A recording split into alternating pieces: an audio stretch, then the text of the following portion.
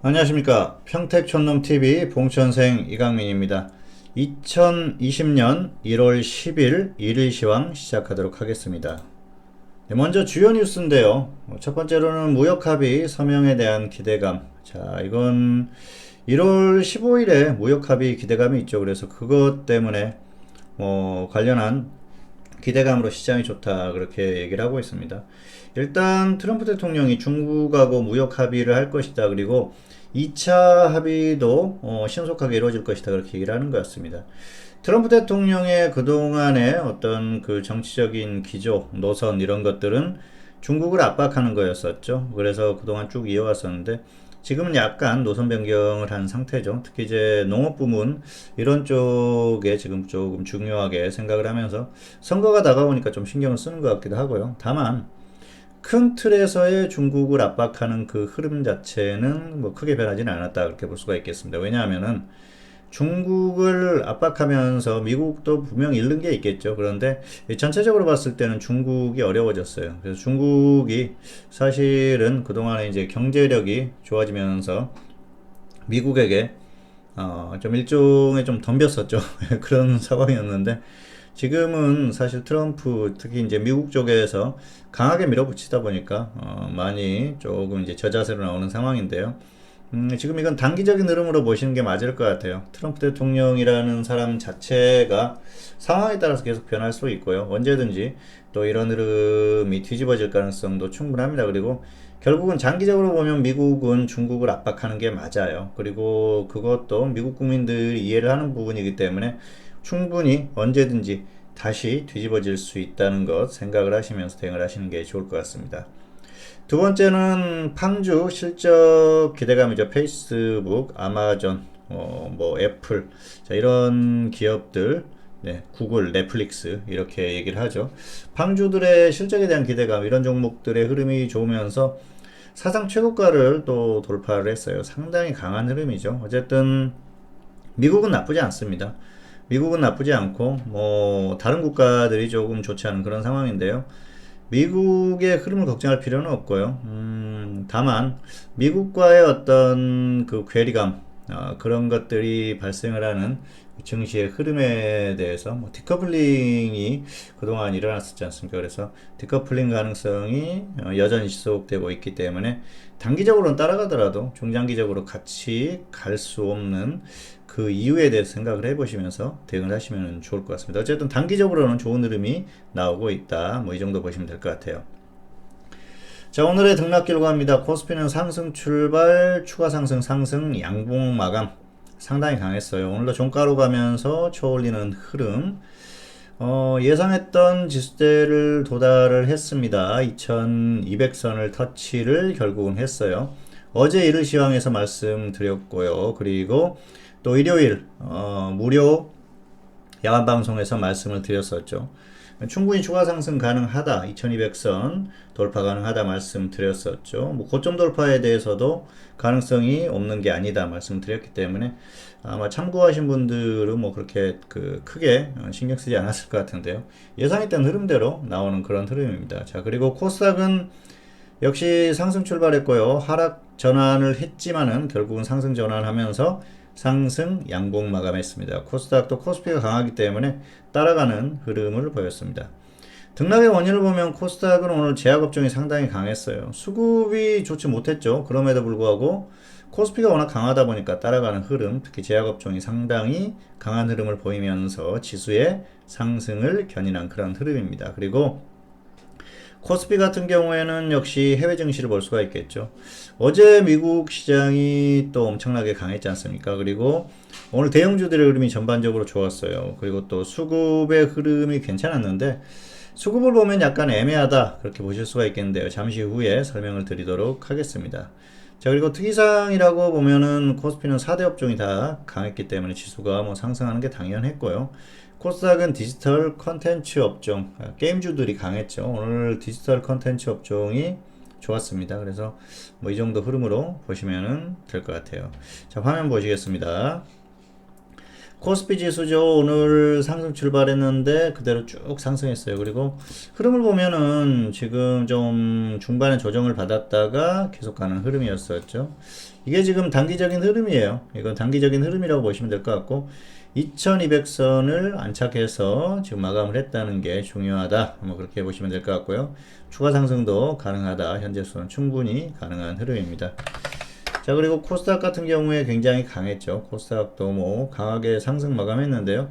코스피 따라서 그대로 가는 그 정도 흐름입니다. 그리고 제약업종이 오늘 좋았죠. 제약업종이 좋으면은 지수가 간다고 말씀드렸었죠. 역시 코스닥은 제약업종을 볼 수밖에 없는 그런 흐름이었습니다.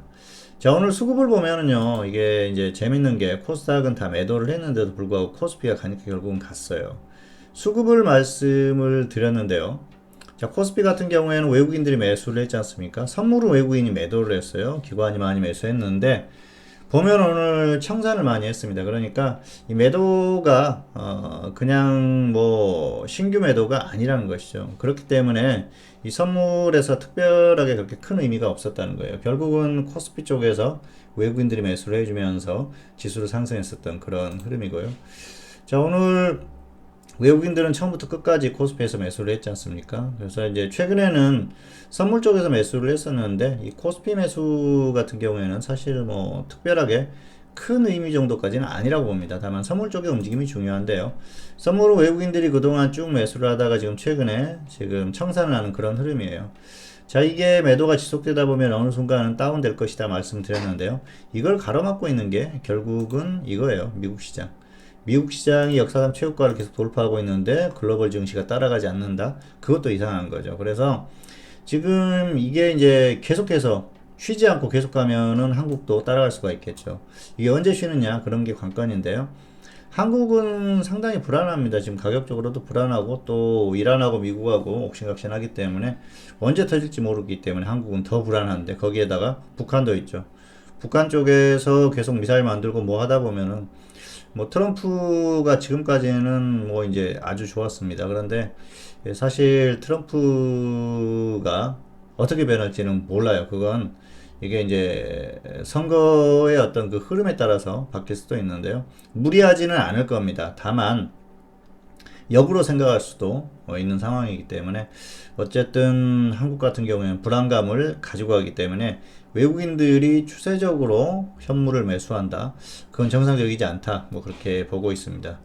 자, 그리고 오늘 보면은 장중에 미국 선물이 좋았어요. 미국 선물이 워낙 강하다 보니까 지수가 더 반등할 수 있는 그런 흐름을 만들었다. 그래서 오늘 전반적인 흐름은 해외 증시가 만들었던 그런 흐름이고요. 특히 초반에는 대형주가 괜찮았어요. 대형주들이 좀 끌고 가는 그 정도 흐름이어서 초반에 수급이 조금 약간 애매한 상황에서도 크게 빠지지 않고 버티다가 결국은 추가 반등이 나오지 않습니까? 그래서 이런 흐름 정도가 상당히 중요했었고요. 삼성전자의 역할이 역시 중요하죠. 삼성전자가 역사상 최고가를 돌파를 했죠. 참 엄청난 강세입니다. 자, 이게 보면은 역시 종목은, 현물은 결국은 시장 유동성이라는 거예요. 수급이 들어오느냐 마느냐, 외국인들 기관들이 매수를 하느냐 마느냐. 역시 그리고 대형주는 수급이 굉장히 중요합니다. 삼성전자도 수급이 만드는 그런 흐름이다. 그렇게 보시면 될 것 같고요. 사실 객관적인 어떤 상황을 놓고 봤을 때 이게 맞지 않다. 그렇게 판단을 할 수는 있는 상황에서도 결국은 그게 넘어가는 게 시장은 메이저들이 만든다는 것이죠. 그래서 삼성전자의 흐름도 그 정도로 보시면 될 것 같습니다. 다만 너무 과하다. 그래서 이게 한번 꺾이면은 상당히 위험하다. 현재로서는 그 정도 생각을 하시면서 대응을 하시면 될 것 같아요. 자, 그리고 오늘 특징적이라면은 오늘 코스피는 4대 업종 화학, 철강금속, 전기전자, 운송장비 강했죠. 이러다 보니까 지수가 상승했던 상황이고요. 코스닥은 디지털 컨텐츠 업종, 자, 게임주들이 굉장히 강했죠. 게임주들이 한번 갈 것 같아요. 현재 상태로 보면. 그래서 게임주들도 단기적으로 또는 상황에 따라서 중기적으로 관심을 갖는 것도 괜찮을 것 같습니다. 자, 지수가 단기에 빠진다. 그랬을 경우에는 관망하다가 접근하는 게 맞고요. 그렇지 않았을 경우에는 단기적으로 가격 메리트 있는 종목들, 그런 종목들 한번 접근해 보시는 것도 괜찮은 대응이 아닐까, 현재로서는 그렇게 생각을 하고 있습니다. 자, 그리고 오늘의 관심 종목 삼성바이오로직스와 위메이드입니다. 삼성바이오로직스 의약품이죠. 자, 이 종목은 보유자는 적당히 매도하세요. 지금 이제 흐름이 워낙 좋기 때문에 좀 홀딩 하셔도 되는데, 결국은 이게 이재용 부회장 재판하고도 연계되어 있는 그런 종목이고요. 단기적으로는 호재성 이슈가 나왔어요. 삼성바이오에피스가 중국에서 임상 3상을 한다, 그런 소식이 들려왔는데요. 단기 이슈로 보는 게 맞고요. 이미 반등이 많이 나왔기 때문에 크게 기대할 게 없습니다. 적당히 매도하는 게 맞고, 없는 분들은 굳이 무리해서 접근할 필요가 없습니다. 그리고 위메이드는 보유자는 홀딩 후에 매도하세요. 흐름이 이제 시작하는 흐름이기 때문에 던질 필요가 없습니다. 그리고 없는 분들은 조정받았을 때 적당히 접근을 해보셔도 괜찮을 것 같습니다. 자, 차트 보실까요? 삼성바이오로직스. 자, 저점에서 보면 이미 반등이 많이 나왔죠. 지금 보면 뭐 거의 100%를 향해서 가고 있는 그런 흐름이에요. 그래서 뭐 이렇게 상승했는데 무리해서 접근할 필요가 없어요. 이것도 상당히 인위적입니다. 만든 흐름이기 때문에 여기서는 결국 쏟아내면은 끝나는 거예요. 그리고 지수가 꺾인다 그랬을 때는 같이 꺾일 가능성이 상당히 높습니다. 자, 그리고 위메이드 같은 경우에는 오늘 흐름이 괜찮았죠. 어제 괜찮고 오늘 괜찮았는데요. 지금 가격 보면은 상당히 낮은 그런 가격대예요. 그래서 가지고 있는 분들은 굳이 뭐 곧바로 던질 필요는 없을 것 같고요. 조금 더 끌고 가도 될 것 같습니다. 다만 그 없는 분들은 조정을 받았을 때 아래에서 그때 접근하시는 게 맞을 것 같습니다. 아무래도 코스닥이 지금 이제 움직이고 있는데요. 뭐 지수가 코스피가 심하게 꺾이면 같이 꺾이겠죠. 그렇지 않으면은 이 게임주들도 한번 움직일 때가 됐어요. 디지털 컨텐츠 업종. 자, 업종 자체가 2018년 1월 지수가 고점 찍었을 때 그때부터 계속 추세적으로 하락하고 있어요. 그래서 지수가 중요하다는 말씀을 먼저 드리겠고요. 다만 이제 지수가 빠질 때는 기다리고, 그렇지 않으면은 단기적으로도 한 번 정도는 접근해 볼 필요가 있고요. 좀 지수가 이제 심하게 빠지면서 같이 빠졌다 그랬을 때는 지수가 반등할 때 이 게임주들도 한 번 정도 좀 충분히 단기적으로 큰 수익이 나올 수 있는 그런 업종이니까 앞으로는 좀 지속적으로 관심을 한 번 정도 가져보자는 생각도 같습니다. 자, 그래서 두 종목은 이렇게 대응하시기 바라겠고요. 금일 복귀와 내일 조언입니다. 자, 상황에 따라서 공개와 생략 결정 이런데요. 현물은 지금 테마주 매매 지속하고 있습니다. 오늘도 한 종목은 뭐 적당히 한 10% 안 되는 수익으로 정리를 해버렸는데, 어쨌든 종목을 계속 순환매를 하고 있어요. 그래서 이게 좀 맞다고 생각을 합니다. 사실 고집 필 필요가 없어요. 안 가는 종목은 정리를 하고 가는 종목을 들고 가는 게 맞다. 그래서 테마주들 이슈가 있는 그런 종목군들 위주로 대응을 하시기를 바라겠습니다. 자, 그리고 지수 전망입니다. 고점 원저스 속 급등락 장세 대비 변수가 지배하는 시장. 어제와 똑같죠. 어제 말씀을 드렸지 않습니까? 현재 시장, 한국 시장은 단기에 급락할 시장이 아니에요. 그래서 이번 주에 이란 관련한 그 변수만 없었으면 이렇게 빠지지도 않았을 겁니다. 고점에서 움직이는 게 맞아요. 결국은 그 급락이 나오다 보니까 또 반발 매수세가 들어오면서 결국은 다시 이제 반등하지 않습니까? 그게 일종의 과매도에 대한 후유증이다, 그렇게 보시면 될 것 같아요. 급락이 없었으면 조금 더 반등했겠죠. 그런데 이제 뭐 그 정도 흐름이 아니다고 하더라도 사실은 고점에서 좀 혼조하는 움직임이 정상이죠. 미국이 워낙 강하니까 조금 더 강한 게 맞는데, 그 정도 흐름은 아니더라도 고점에서 무너질 흐름 정도는 아니고요. 아직까지는 뭐 무너질 흐름은 아니고 다음 주 정도까지는 좀 더 버틸 가능성이 높습니다. 어쨌든 계속해서 시황에서 말씀드렸습니다만은 1월 중순 그 정도까지는 버틸 가능성이 높다고 말씀드렸지 않습니까? 현재도 똑같은 시선입니다. 사실 이 말씀은 12월 말 12월 20일 이후에 그때부터 지속적으로 말씀을 드렸지 않습니까? 2150을 크게 이탈할 흐름이 아니다. 그래서 고점에서 머무를 가능성이 상당히 높은데, 변수가 생긴다면은 이탈할 수 있겠지만 살짝 이탈하더라도 회복해서 버틸 가능성이 높다고 말씀드렸는데 그 흐름 그대로 나오고 있지 않습니까? 그래서 그동안 참고하셨다고 하면은 뭐 파생 같은 경우에도 과매도가 나오면은 매수, 그리고 좀 과매수가 나오면 매도, 이렇게 장중에 단타로 대응하자고 말씀을 드렸었는데요. 뭐 장중이 아니더라도 좀 일봉으로라도 과매수가 나왔을 때 매도로 들어가셨던 분들은 단기에 뭐 좀 큰 수익도 가능했었던 그런 상황이에요. 어쨌든 시장의 흐름이 아직까지는 그 정도 흐름으로 유지되고 있기 때문에 그에 맞춰서 잘 대응하시기 바라겠습니다.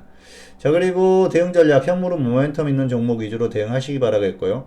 파생은 똑같습니다. 지금 일단 과매수가 나오면은 하방, 지금 같은 경우는 과매수가 나왔다고 봐야겠죠. 미국이 더 간다 그러면은 한국이 조금 더 상승할 수 있겠죠. 그때는 좀 하방을 노려보시기 바라겠고요. 또 심하게 빠지면은 다음 주까지는 밑에서 아래에서 매수하는 전략, 장중에 단타 정도 하시고요. 하방 같은 경우에는 들어가서 밑으로 흘러내린다 그랬을 경우에는 조금 더 끌고 가는 것도 괜찮으니까 그렇게 적당히 대응해 보시기 바라겠습니다. 네, 평택촌놈 TV는 유튜브에 다양한 동영상이 있습니다. 확인해 보시기 바라고요. 내용 괜찮으시면 구독, 좋아요 부탁드리도록 하겠습니다. 2020년 1월 10일 일일시황 오늘은 여기서 마치도록 하겠고요. 저는 다음 시간에 다시 찾아뵙도록 하겠습니다. 감사합니다.